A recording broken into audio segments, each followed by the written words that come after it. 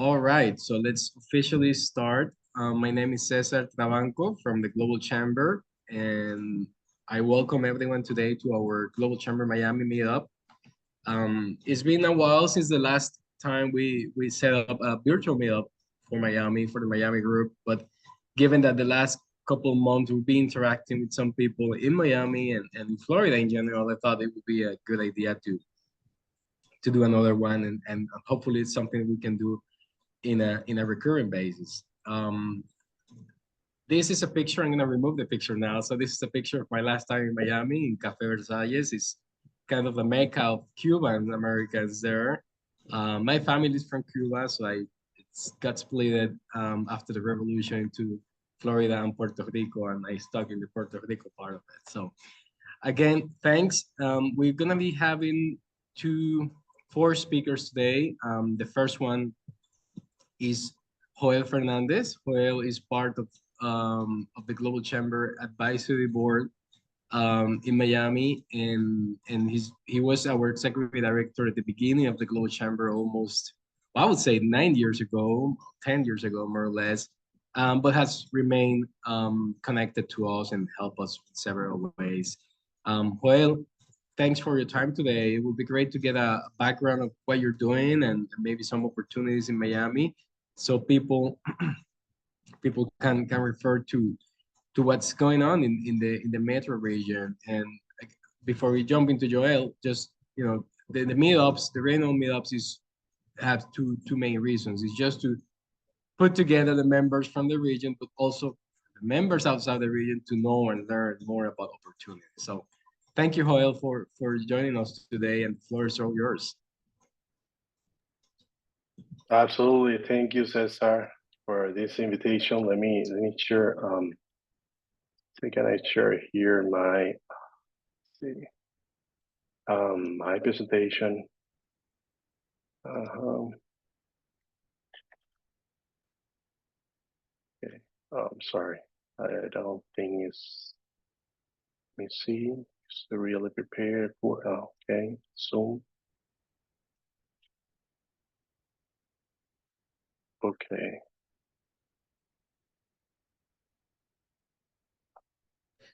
See. And if you need any help, you can send it over to me, Joel. Let me see. Hold on. I think I have it here. Okay.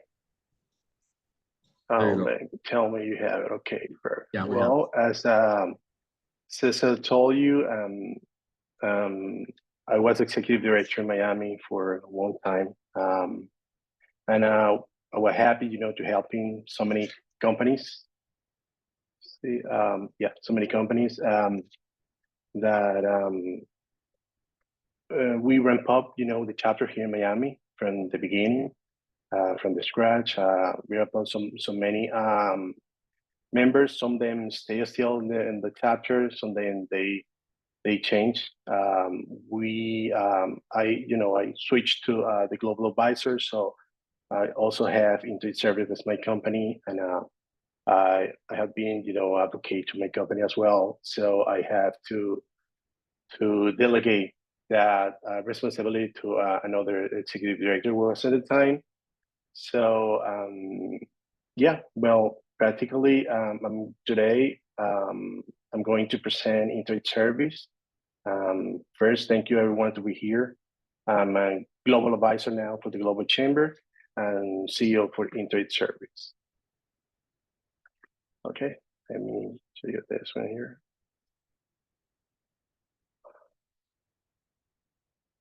Hold on.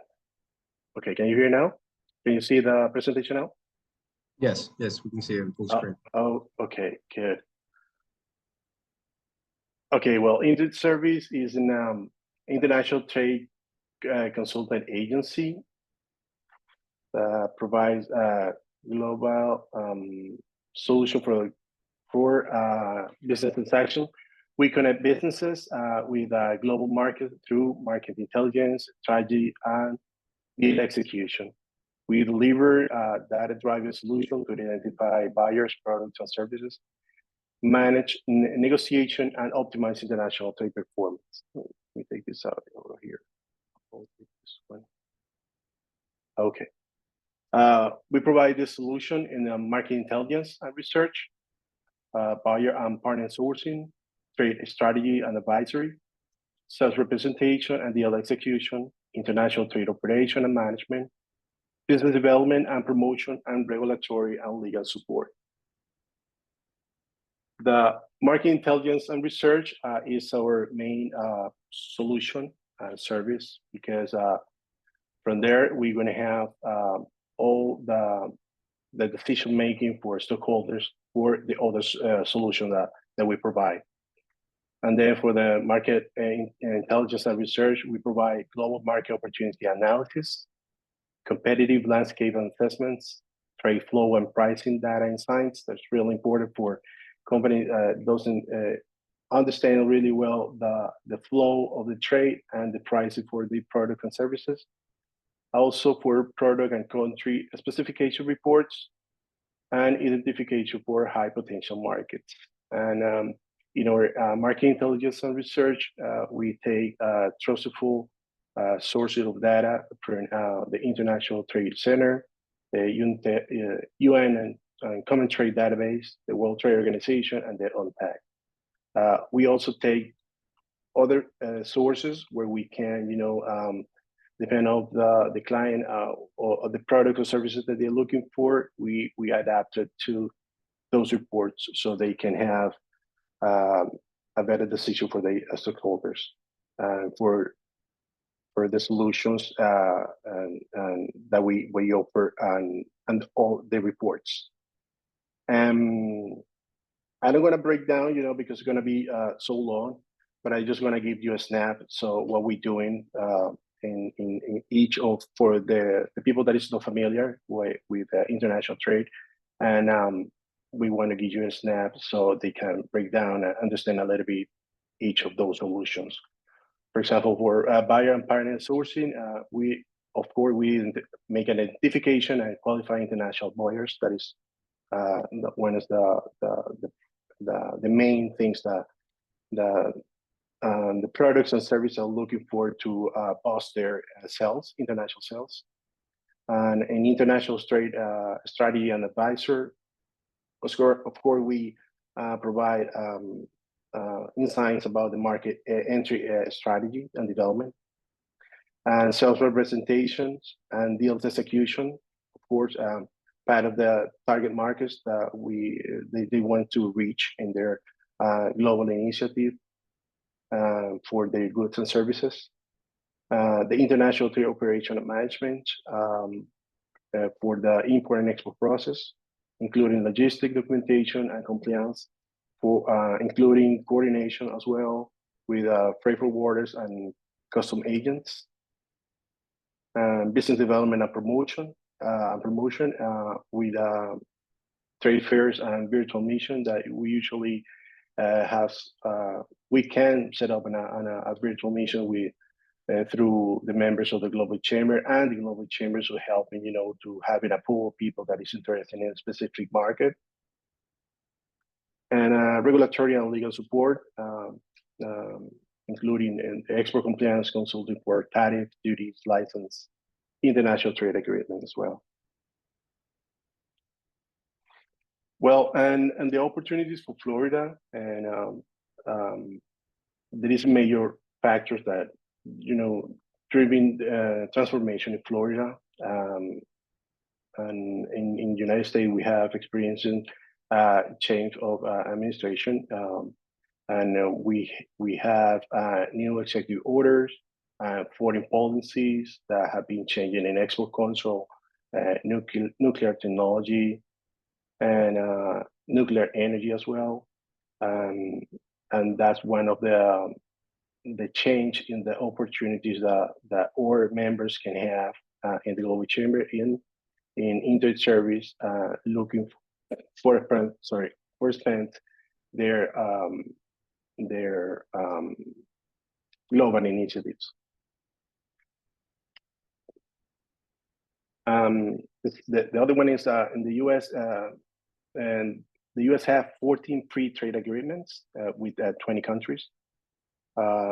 8 of them, from these countries, 8 of them are in the hemisphere, so it's really important. So it's a great opportunity, specifically for nearshoring, friendshoring, specifically from Florida, that is the southwest geographic location for the country. I'm pretty well adapted with Latin America and point. Also, Florida has become one of the fastest growing states in the US, specifically with talent migration, not only local, but also international. That is pretty good for all the industries, including one of them in the boom of the AI and blockchain technology, that also the nearshoring, working with other countries, near countries, helping to provide those talents. And as I'm telling you, Florida, a geographic position in the hemisphere, the Panama Canal and nearshoring have been really good major transformation for Florida in case of they can providing the closest the sea location for the hemisphere. And also, Florida is the second largest energy producer in the U.S. It is a really important. There is opportunity in nuclear, gas, and coal, and green energy as well. And Florida is one of the largest developer of AI blockchain technology. Is considered like a small Silicon Valley. So and all the facilities, the talent immigration, the nearshoring, the free trade agreements that we talked before have been really advanced for all this opportunity that we can see now and forward. Also, for Florida is one of the major hubs of investments, including foreign direct investment for trade, healthcare, tourism, real estate, financial services, and venture capital. Just to give you a snap, in Miami, in infrastructure, they have invest for Miami World Center. They have changing the center of the city center of Miami. They have building several buildings, and they change the principal highway, and with an investment of $6 billion. Not only just talking about Miami, but also in Orlando, the I-4, that is one of the main highway also for Orlando, and the surroundings have been changing with significant investment in Tampa as well. So giving you all these major transformation in Florida, I think is a good insight to several opportunities that you can have here in Florida, Miami, and we all have open to help you with internet service and through the global chambers as well. And well, here you have my contact information. You have my email, my phone number, and well, I open to help you. Thank you very much. Joel. Thank you. And I think I don't know if you mentioned Joel, but you're from Venezuela, and actually 3 of our 4 presenters are from Venezuela today. I understand. So that tells a little bit on how Miami's economy has been molded for the last couple of decades now. What I wanted to, I see Jim is part of our Central Florida chapter, Orlando chapter, and I wanted to ask, how is it, because you share all these details about Florida, how is Central Florida and Miami region interconnected economically? Are there some mutual efforts that, you know, when Florida is trying to attract big company from Europe or Asia, are there some synergies between the regions, or they're not really happening? The answer is mostly. Sidebar, personal note, I used to live in Hollywood, Florida, moved up to Winter Park a couple of years ago. Miami is known for its financial strength. Latino market, huge. I mean, Miami is a financial hub for all of South America and most of Central America. The overlap will be Orlando is much more high tech, much more. The Space Coast is here. The world's largest simulation is here for all aircraft, boats, all that kind of routine. And clearly, we have the tourist run. Our financial market is not as big as Miami, but our financial here is more DoD, tourist related, what we call transient, one of our like first to market type programs.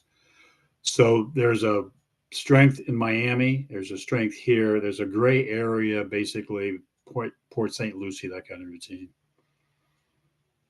Thanks for the info, Jim. No, awesome. What countries are you working with? What type of, where they're coming from? Is it mainly Latin America, or you're also working with some others? Well, and when we started into service, we started to work with Europe specifically. We help small companies in 2008 when they have a problem in the economy in the region. They started to look in new markets, and they started to export to. We opened those markets in the United States, specifically in the food industry. We help them to set up their companies here, bringing all the investment with the FDI as well. And then we, of course, have been working with several other companies around the world, but also in Latin America as well, specifically with the foreign trade agreement countries. Well, they have a lot of the biggest advantage with the United States. Understood. Excellent.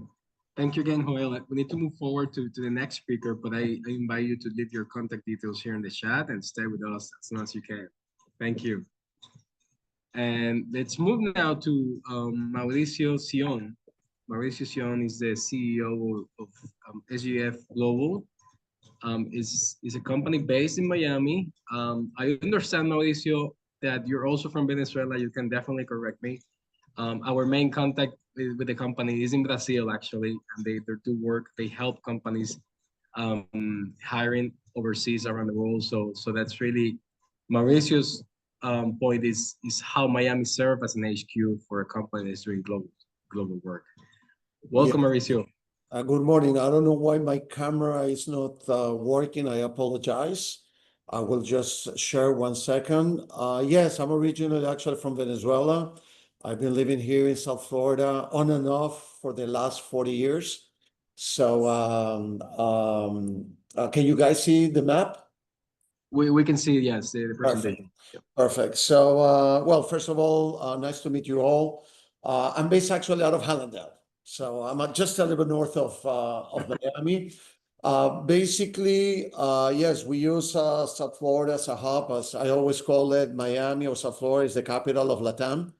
And easier, obviously, to fly to any country in Latin America. You're much better off flying out of Miami International than anywhere else. And basically, what we do as a company, we are a recruiting and staffing company. We are basically an HR solution. Where you see here in the map, basically, everywhere you see a yellow dot is where we actually have operations. So as you can see, in the whole continent, from Canada all the way down to Argentina, we have operations. A couple of countries in Europe, like in Spain, Portugal, Morocco in North Africa, and also in Israel in the Middle East. So basically, one of the way we work is, when companies need people, either direct hires or headhunting, or they need people for a project for a specific period of time, or they need payrolling. That's basically what we do here in the US, Canada, and obviously our main focus is Latin America. We're one of the few companies that actually has presence in every single country, the whole Central America. The only country in South America that we're not in yet is Bolivia. Every other country we have a presence, and we're in a few islands in the Caribbean. And the big push that we're doing right now, and the buzzword today, is nearshore. That's you know, up to around 3 years ago, everybody talk about offshore. And as you guys may know, offshore is basically when people went to India, they went to Philippines, or they went really far away countries. Now with the nearshore has taken a lot of momentum, and there's many reasons. And one of the main reasons, obviously, is time zone wise. You know, if you want to hire people, obviously, people in Latin America have more competitive pricing than they will be to hire somebody here in the US, and especially after COVID, let's put it that way, when we learned that we can work more remote than we knew before. A lot of companies are willing to hire people, may it be in Mexico, in Costa Rica, in Colombia, in Peru, in Ecuador, in Uruguay, in Brazil, in any of these markets, because it will cost them less money, and they can still get very good talent and bilingual talent. So time zone wise, before, a lot of companies used to hire, they still hire a lot in India and the Philippines, but the time difference, it's insane. Sometimes it's 12, 13, 14 hours, depends on what part of the US you are. Time zone wise, if you look here with Latin America, a country like Mexico, for example, is in every time zone that we have here in the US. From east to west coast, you can cover people in Latam and work in Mexico, and they can work in most of those time zones. Even if you go to Pacific and you go to Argentina, which will be maybe the biggest time zone difference, you're still working around 4 or 5 hours, which is very doable. So that's one of the main reasons that nearshore is become a buzzword. Also, cultural alignment. You know, most of the Latinos that speak English, either they went to school in the US, they come to vacation to the US, or they watch American TV via satellite or whatnot. So they're very much more cultural aligned. And as we know, there's over 40 million Hispanics in the US. So it makes much easier than dealing with people in India, people in Philippines that maybe they've never even stepped foot ever in the US. Another of the main reasons is because of the location. Companies can fly down and see their team, you know, within 2-3 hours, depends where. Even if you're going to take the worst case scenario, which might be a flight from Seattle all the way to Buenos Aires, which might be 10-11 hour flight, you arrive to Buenos Aires and technically you arrive fresh, you are within 2-3 hours time difference. It makes more sense than flying across the wall to India, where also the time difference would be much bigger. And in addition, you're in most countries like Colombia, Central America, north of South America, the carbon footprint will be lower because, you know, you have to travel less. So in principle, that's one of the main things why nearshoring has become a buzzword today. In our industry, we're one of the biggest advocates for nearshore. And obviously, South Florida has become the capital for that. A lot of companies, actually, as we know, after the pandemic, a lot of companies moved from other states to Florida for many reasons, which we all know. And these companies based out of South Florida, they feel much more comfortable talking to people in the Latam region. So in a nutshell, that's what we do as a company, and one of the areas that we try to push. The reason we decided to set up our headquarters, we used to have operations in Houston as well, but our headquarters in South Florida. Obviously, I won't live in any other state than Florida in the US, but that's a personal thing. But I love to live here, but also because of convenience. When you need to travel, when you need to talk, most of the companies that they have quarters in South Florida, they have or in Florida per se, they have usually operations in the Latin American region. So that's an area that for us it's very key. And more companies are looking at right now. We're negotiating with a big pharmaceutical company because they're moving the headquarters to South Florida for worldwide, and now they wanna push a lot into the nearshore side of the business. So in a nutshell, this is what we do and what we see South Florida as a key market, very geographically strategically located to be able to take advantage of this new trend that is going on today in the market. Excellent. Thank you. Thank you very much, Mauricio. Very interesting. And is there any, I was going to ask about industries, and now I saw it in the bottom of your image. Sure. Because I know from Wagner in Brazil that you you started up in oil and gas, and it's still a good Correct. chunk of what Correct. you're doing, Oil right? and gas was our bread and butter till around 8 years ago. 90% of our business came out of the oil and gas industry. But when the prices of oil collapsed, we were already starting to expand into other industries, but that gave us the kick in the bum to push to other industries. Today, obviously, technology is very strong. Marketing and sales and the finance industry are very strong, although we still work in the oil and gas industry. But from being 90% of our billing, today oil and gas is around 15% of our billing. So we really were able to diversify, and that's been key. Perfect. And to make it clear, so you can also help in the US, like foreign company. Yeah, 100%. Actually, in the US. we in every country that we work, we place people locally.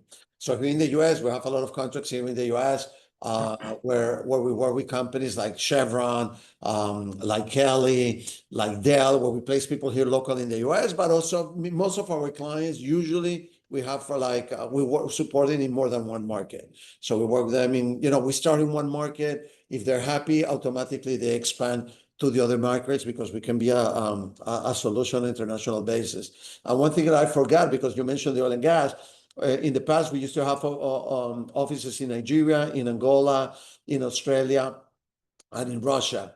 And when the oil price collapsed, that's when we decided to close them. But we have experience in all this light blue. Where you see light blue, we had experience either placing consultants or freelancers. And right now, our goal as a company is to expand in the whole African country. We see the African continent. We see Africa maybe 15 years to 20 years behind Latin America in many issues. So that's why we see great potential in Africa as well. So the same way that we are here from Canada all the way to Argentina, we started now with Morocco. Originally, we were, as I mentioned, in Nigeria, Angola, and actually Equatorial Guinea. And now we started from Morocco, and we're planning to go down the whole continent, because Morocco also has become the nearshore destination for the European market. In half of the country, Morocco speaks French, the other half speaks Spanish, a lot of people speak English, and it's in the tip of Africa, so very close geographically to Europe. And that's one of the things that we do as a company. And we can help you a little bit there, Mauricio. If there's any particular countries in Africa, we have a good group of members there. So just feel free to reach out to me if there's any particular country you would like to get connected there. That would be ideal. And if anybody needs any help, maybe here in the US, in any state in the US, because we work nationwide, or in Canada, or anywhere down south of the Rio Grande, we can support you guys. Perfect. Thanks again, Mauricio. If you can leave your contact details, I know you need to leave earlier, but sure. And I apologize. Question for Mauricio. I was working on Teams 5 minutes ago. I don't know what happened. I apologize. No worries. There's a question from, is that you, Anita? Yeah, it's me. Yeah. I see you. Hi, Yeah. Mauricio, and hi, Joel, and other Venezolanos. I used to live in Venezuela, so épale. Quick question, Mauricio. So when you guys handle payroll for LATAM, any of the Sure. other countries, do they have the same issues with like different deductions and workers' comp, insurance, whatever those things are? Are you able to handle all of those things? It's through worse, payroll? actually. Yeah, we handle all of that. It's actually worse. Today, you can say the closest state that is to Latin American payroll issues and labor law issues will be California.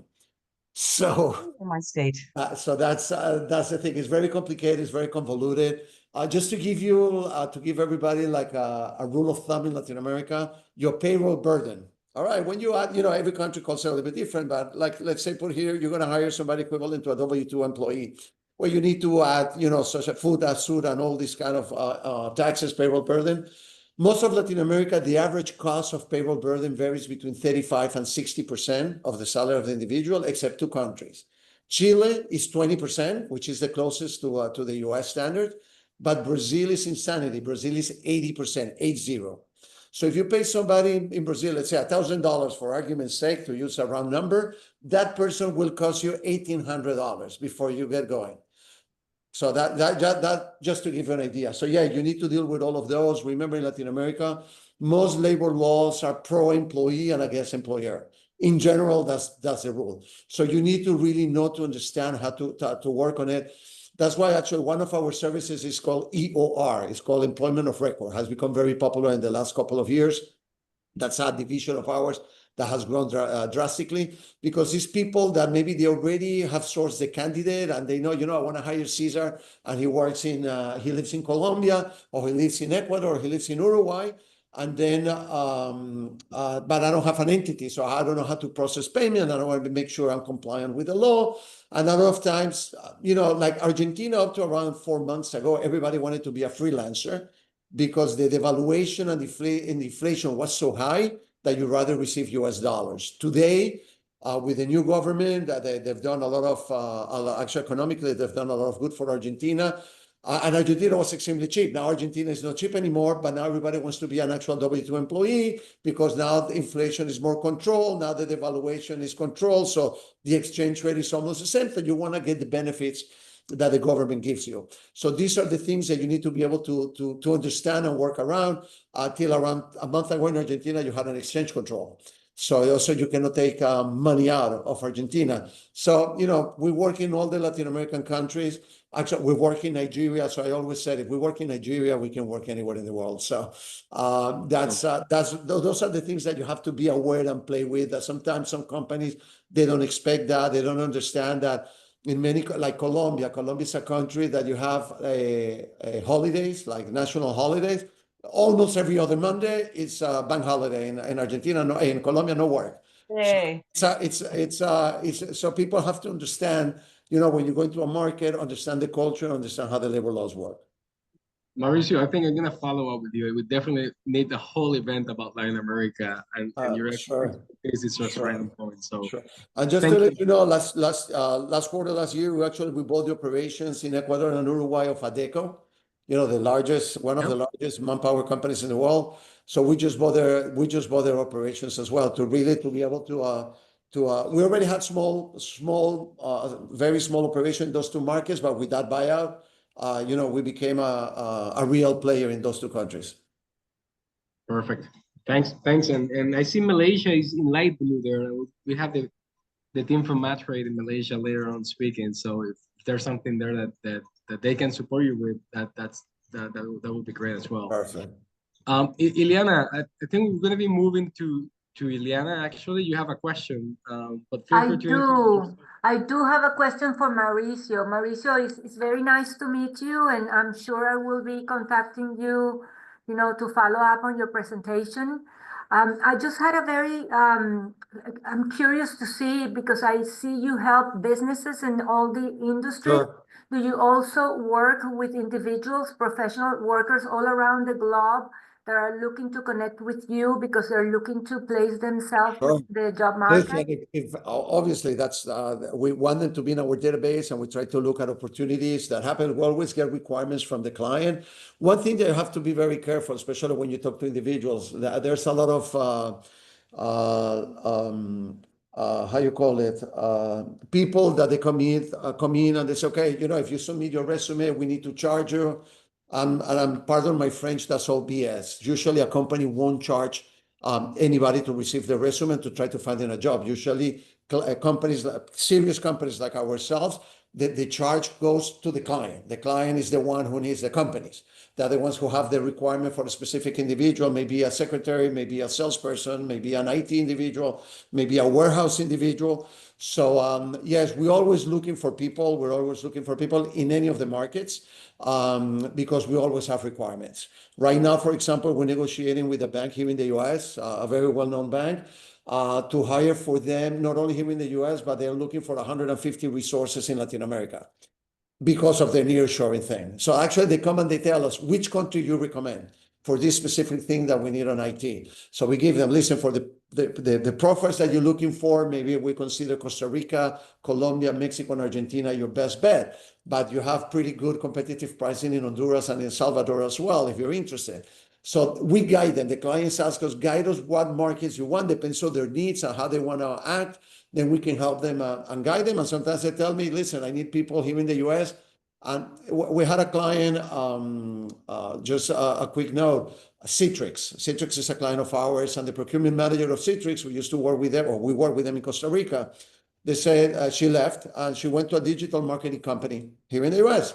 So she calls me 3 months in and says, Mauricio, I have staff here, everybody working 100% remote, and we have everybody hired between California and New York, the two most expensive states in the US. I need to lower costs. What can I do? Told her, listen, first of all, you can move some of these people to cheaper states. You might be able to find some people in,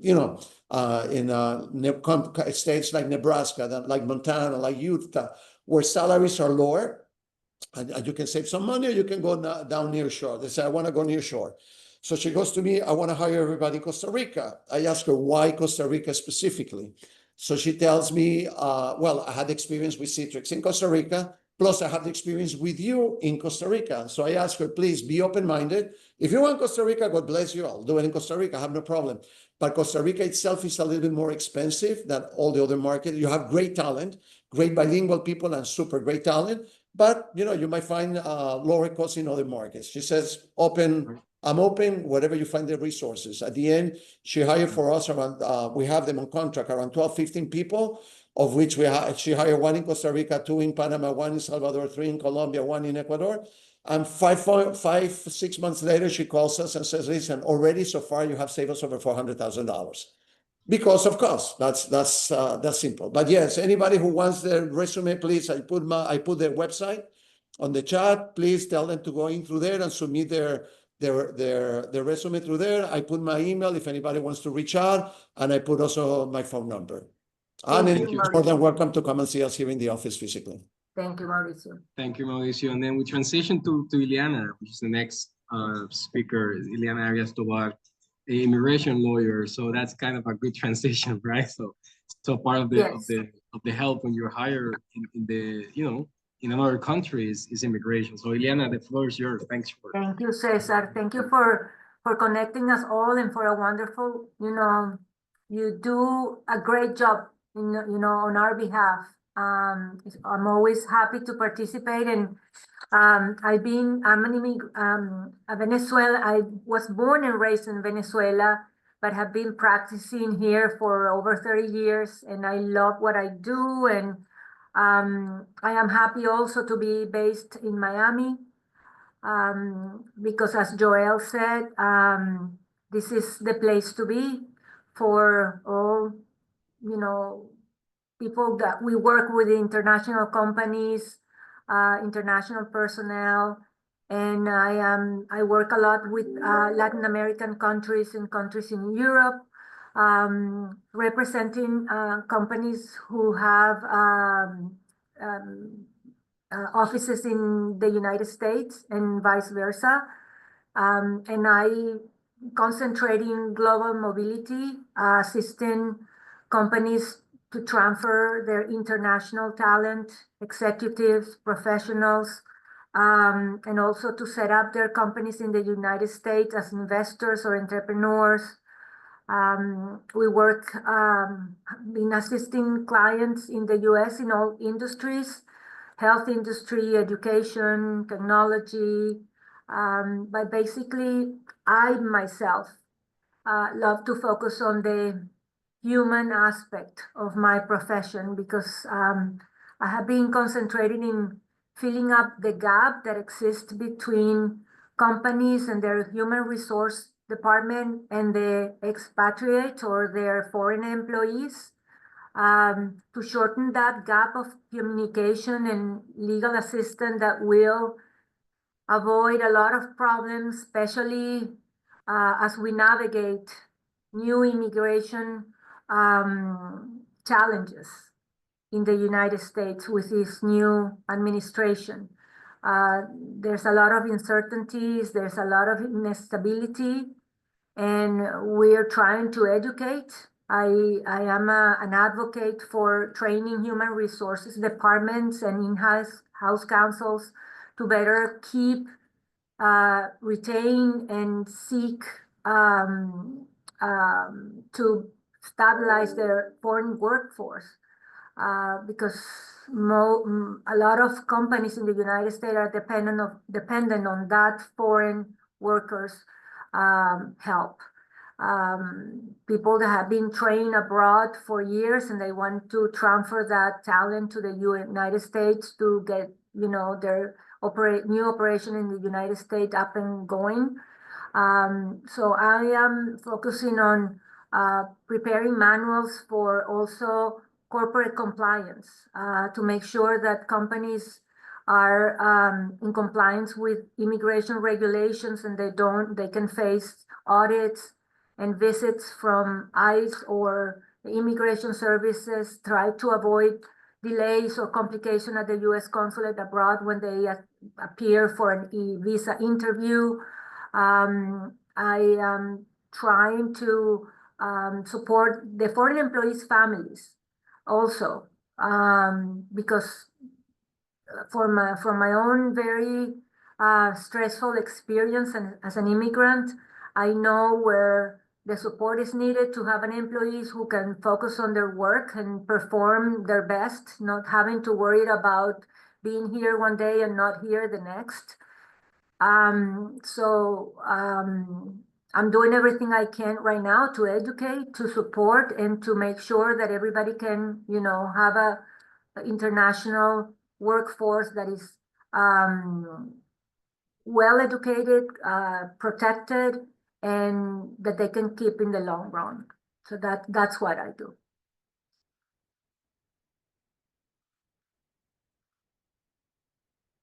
César, can you hear me? Sorry, yeah. Sorry, something got into the middle of my Zoom.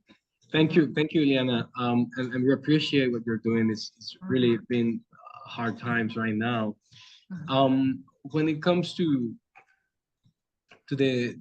are you mainly working with individuals, or you also supporting companies that are landing in the US? It's a combination of both. I started working particularly for corporations who wanted to set up their hub in the United States. So we work for corporations in particularly, but then we develop also a personal relationship with the employees, and they eventually want to become permanent residents or citizens and then petition for their own family members abroad. So I do both areas, family, business. We do a lot of investors, entrepreneurs. We take advantage of, you know, a lot of categories that deal with extraordinary ability individuals in the medical field, for example, in technologies, other individuals who are of national interest because they're entrepreneurs who are setting up companies in the United States and creating jobs. So I work with both. I do the business side representing companies, but also I do represent foreign nationals who are looking to be hired in the United States, and they're contemplating offers from US corporations, and they try to consider what's their best option in terms of being eventually an American citizen. So I do advise both sides.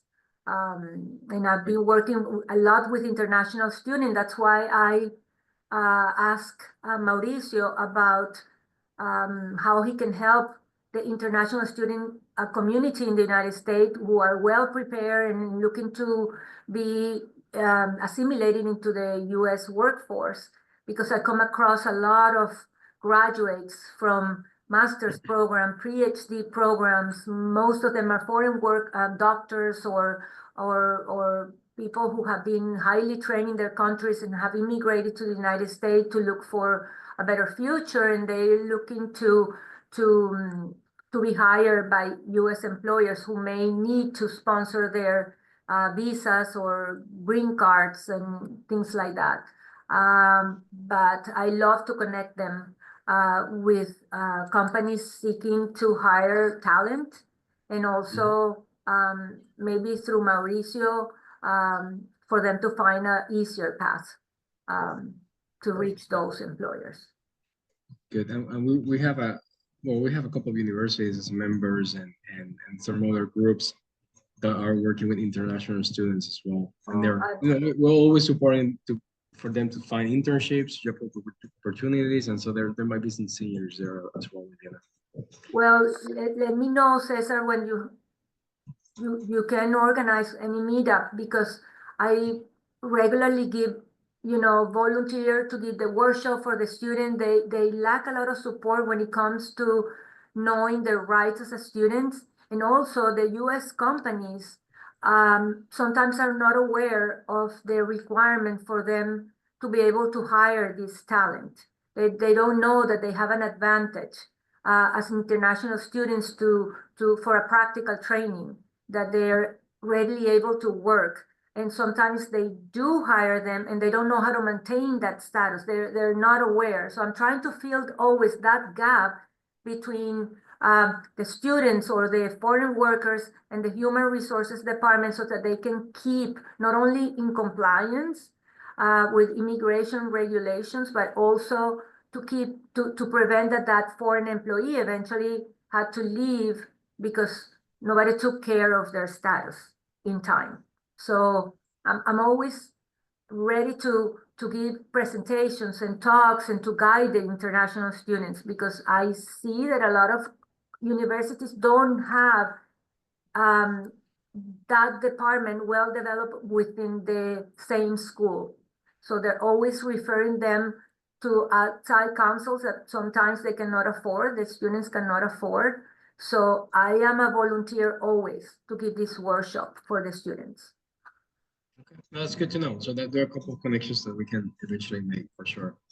Thanks. So, let me give you an insight about Ileana. I know Ileana so many years. Actually, I brought her to the Global Chamber. Thank you, Joel. I'm forever grateful. I am Absolutely. having the time of my life with these people. I love them. I really do. Yeah, I have been witness of her job, and I was client of her. All my family. I know that she is expert in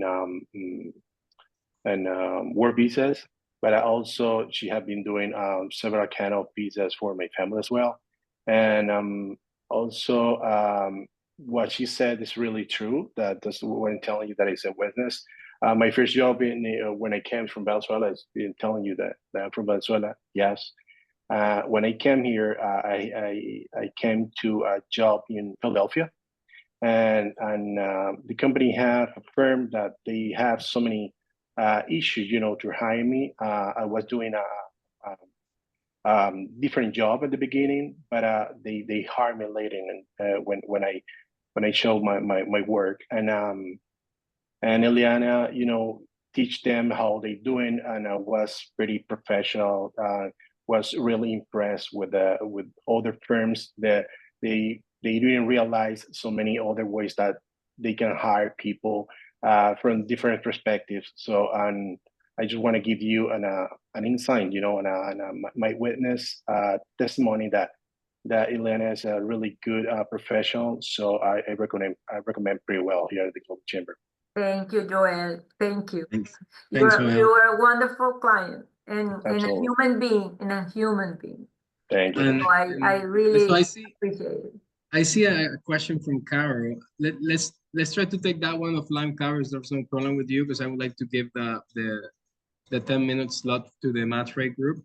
But Ileana, if you can check in the chat, there's a question from Carol and Yeah, about Carol I have a question. I think all this information is super important, and I was wondering if she is disclosing this information systematically, maybe in newsletters, blogs, posts. We can read a follow. I have an Instagram page, which is Ileana, can you share all that in the chat?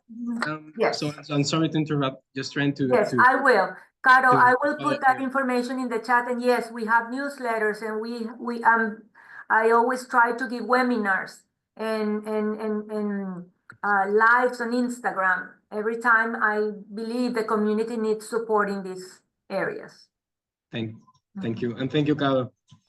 So now let's move to the Matre team in Miami with Ahmad Chanisam and Susana Garcia. Ahmad, I don't know if Susana is still there. She's still here. There's my hand. Hi, Susanna. So She- would you be sharing your screen or you still need support Yeah, with that? let me try to share my screen. Okay. So where they do that, the match rate is Can you see the slide? yeah, no, that was fast. So yeah, go ahead. Okay, Then. all right. Okay. Thank you. First of all, thank you very much to Mr. César Trabanco. I hope I pronounced your name correctly for Perfectly, having yes. us here today. We are in Miami, very close to the airport, only 2 kilometers away. Okay, so what I would like to share today is what actually our organization do. But first of all, I would like to thank Global Chamber for inviting us and for having Mr. Joel Fernandez from Intrade Service for being the first speaker. Reason being, what you did is what is actually what we are doing. The difference is we are government organization and you are private entity. So a little bit about ourselves. My name is Ahmad Shanizam. My title here is Trade Commissioner or Director. Our office has been in Miami since 2006. Okay, it's quite some time. And first of all, I do believe some of you knows Malaysia, but for those who do not know, Malaysia, it is a country located in Southeast Asia, approximately less 9,000 miles from Florida. Last time when I came here, it took me 35 hours because I stopped over in Dubai. So just to share how far it is, okay? And Malaysia is one of the 10 member states of ASEAN, Association of Southeast Asian Nation, which is currently, for this year, Malaysia is the chair for ASEAN.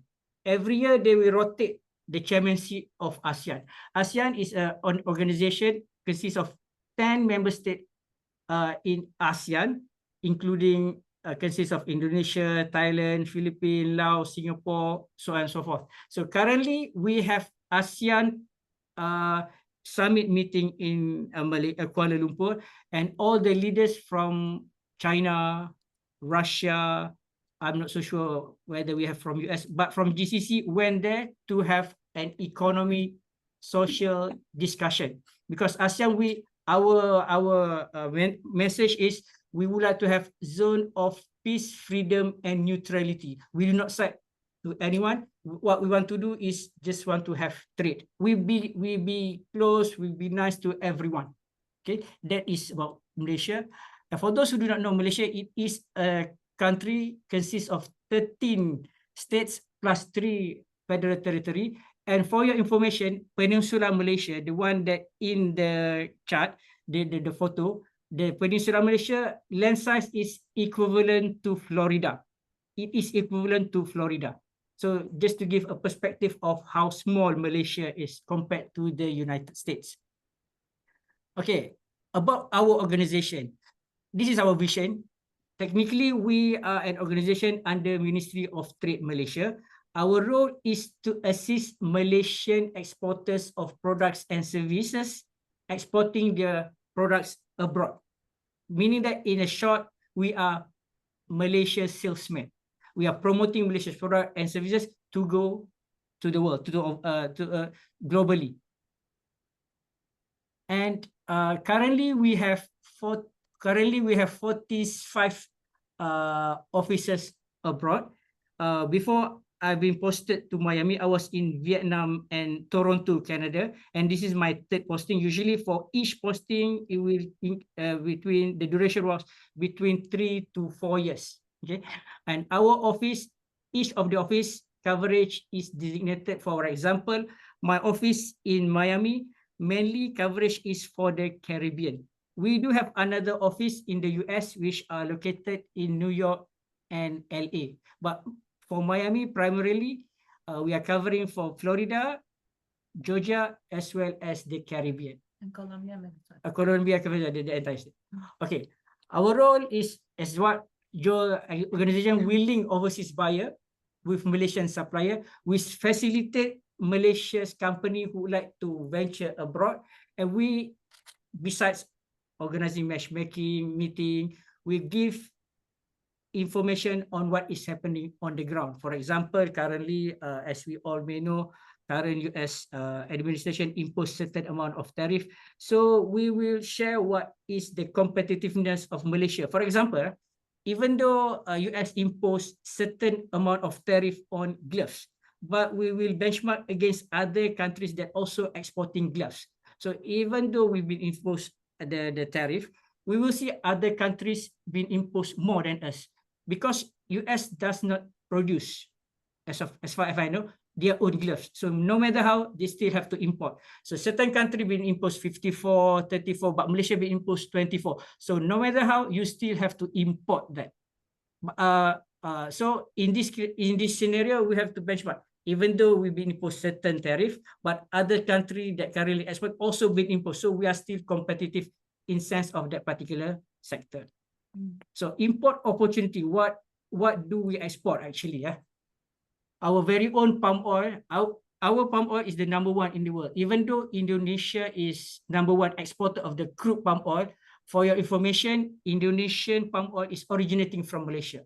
Our then Prime Minister instructed our companies under policy enriching the neighbor to ensure another country population also secure job rather than they come to Malaysia. Our then Prime Minister instructed them to go and plant all the palm oil in Indonesia. Even though they are from Indonesia, but it's Malaysian-owned palm oil companies. But the difference is they export CPO, crude palm oil. For us, we already blend, process to ensure we increase the value added of that particular product. Other products are manufacturers of metal, rubber product. #1 export from Malaysia is electrical and electronic product, but not to be confused. It is derived from the multinational corporation who invested heavily in Malaysia due to the structure, due to the workers, due to the source of materials available in Malaysia. Then reason, okay, I don't want to, any countries will say their countries are good. These are the reasons to trade with Malaysia. And how can we assist you? Okay, our office connect between Malaysian exporter with the domestic buyer. When I say domestic, it is in US as well in the Caribbean, Venezuela, Colombia. That's what I said. What we are doing is same like what Joel doing. So it's just that we are government organization and you are private. So these are the photos of the e-business or business matchmaking that we organize between Malaysian companies with the domestic seller. It will be great because these are the as Parmon, they are looking for palm oil, also coconut condensed milk. There are plenty because Malaysia being one of the country in Asia, our cost of manufacturing is extremely cheap. So that's why we're having those from Asia, China, you can have a very stable profit here. But that was before. I do not know now. Okay. We do have all the prominent trade fairs in Malaysia. What we did was we invite those. Just a second, just as a time checking. We can go a little bit over, but if you can wrap up in the next 5 minutes, that okay. I think I already done my presentation. I would like to pass to Susanna to talk about our flagship trade fair goes by the name Mihas. Thank you, Shani-san. Okay, Susanna. Okay. Thank you very much, Mr. Shani-san. Okay, I think you are getting an idea of Malaysia and of what Matrade is doing here in Miami and around the world. I would like to present you now our flagship event. This is the most important event in Malaysia and the most important halal event around the world. Mihas is hosted by the Ministry of Investment, Trade and Industry and organized by Matrade. This year we will celebrate it from 17 September to the 20th September, a physical event, and more than 14 categories of products will be showcased in this event. You can see the products and services listed in that slide. The Matrade is organizing a international sourcing program in conjunction with Mihas. Every year we celebrate this, and this is a business meeting between Malaysian exporters and international buyers who are looking to import products and services from Malaysia. This program will be held during the Mihas exhibition. It will be held in the 17th. but we are also doing a virtual format of the program that already started in April, actually, and it will go all the way through November. So for this event, what we do is mainly we match buyers and exporters.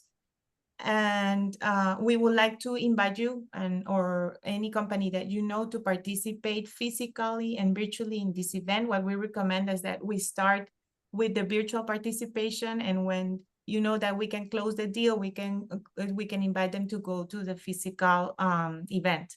Matrade is paying for the hotel during the event. So they just have to bear with the flying ticket, and we will pay for the transportation in Kuala Lumpur. Okay, I will go really fast just to let you know, this is the outcome of Mihas for the last year since its inception in 2004.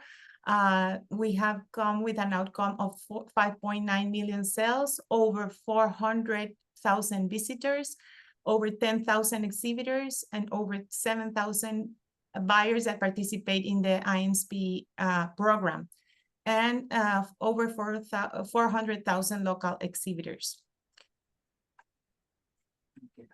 Okay, just a little bit of this is, I just want to show you this because it's how it looks, our program, our sourcing program, the business meetings between buyers and exhibitors. So, and the exhibition and all the other programs that take place in the Mihas exhibition. So I won't delay this anymore. I just want to invite you to participate. If you're interested, you can contact us. There's our contact information. I will also send the registration form to César and all the list of products that you can find in the event so that you can invite your customers or you can go. And if you have any questions, you know where to reach us. Thank you very much. Thank you. Thank you, Susana and Shani-san. Any questions or any comments for Matrade? We will definitely be sharing all these to our members, Susana and Shani-san. So sorry to interrupt. It just the time went a little bit over. No worry, because it was my bad and not managing properly. No, I understand. No worries. So thank you. I had a chance to host Susana and Matrade in Puerto Rico a couple of years ago. Okay. When it was the other trade commissioner, but we had a really good time touring the island and visiting furniture stores that were importing from Malaysia. So that was cool. Okay, so I appreciate everyone's time, and sorry again we went a little bit over, but I thought it was really great information shared today, and I invite everyone to connect, explore further, and the whole idea is to continue doing these Miami meetups, hopefully in a quarterly basis, and with more connections and more information. Thanks again, and have a great rest of your day. We're gonna be sharing the recording in the chat, and so watch for that from Jem. Take care, everyone. Thank you, everyone. Thank you very much.